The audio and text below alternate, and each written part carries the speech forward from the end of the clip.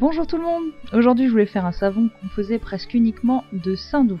Et comme en parallèle j'étais en train de préparer un savon à la bière, je suis partie dans un délire de porc au cidre en remplaçant ici l'eau de ma solution de soude par du cidre. Du coup j'ai aussi décidé de faire des petits cochons grâce à des moules que je viendrai coller sur le devant du savon grâce à du savon à la glycérine.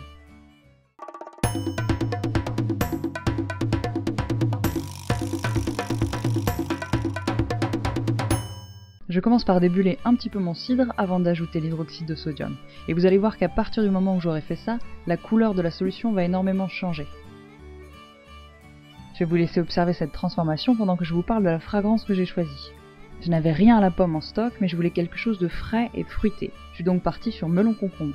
Or c'est une fragrance que j'avais déjà testée et qui m'avait donné de très mauvais résultats en accélérant beaucoup la trace, c'est-à-dire en faisant figer la pâte à savon très rapidement. Mais le parfum correspondait tellement bien à l'idée que j'avais en tête que je me suis dit que j'allais donner une seconde chance à cette fragrance. Alors est-ce que j'ai eu raison de le faire?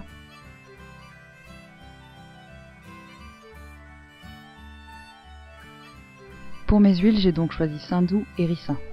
J'ajoute de l'argile blanche car j'adore le toucher soyeux que ça procure au savon. Ça permettrait également à la fragrance de mieux perdurer dans le temps. J'ajoute ensuite ma solution d'hydroxyde de sodium qui est ici couleur caramel.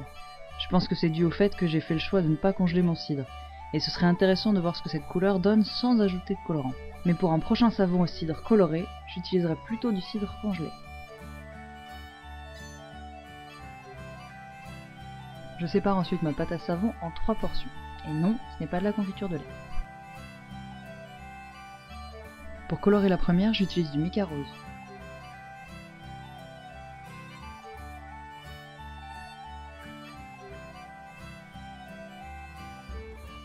J'ajoute ensuite cette fameuse fragrance melon concombre.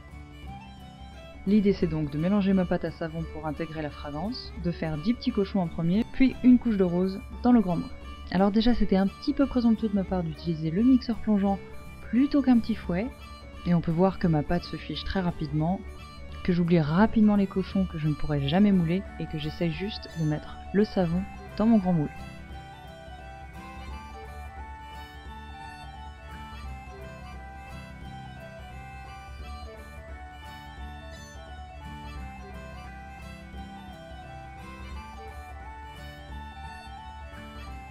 Je colore la deuxième portion avec du mica jaune et laisse la troisième non colorée. Je vais ensuite venir ajouter la fragrance aux deux. Bon, cette fois-ci, pas de mixeur plongeant, je prends mon temps, je commence par mélanger tout doucement la partie non colorée, puis ensuite la partie jaune. L'idée c'était de les mettre ensemble pour faire ce qu'on appelle un in the pot et de tout verser pour avoir des super marbrures dans le savon. Je vous laisse un petit peu la vidéo en temps réel pour que vous puissiez vraiment apprécier ce désastre.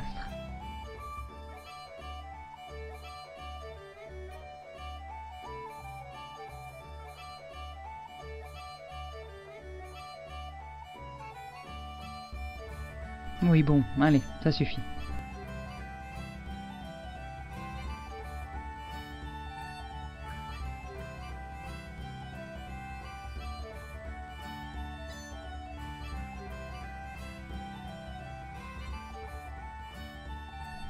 Voilà, donc je finis de remplir mon moule comme je peux. Malheureusement j'ai perdu le morceau de la vidéo à la fin où je mets les petites boules de savon à la glycérine transparente. En fait j'en mets 2 par savon afin qu'elles soient coupées de chaque côté.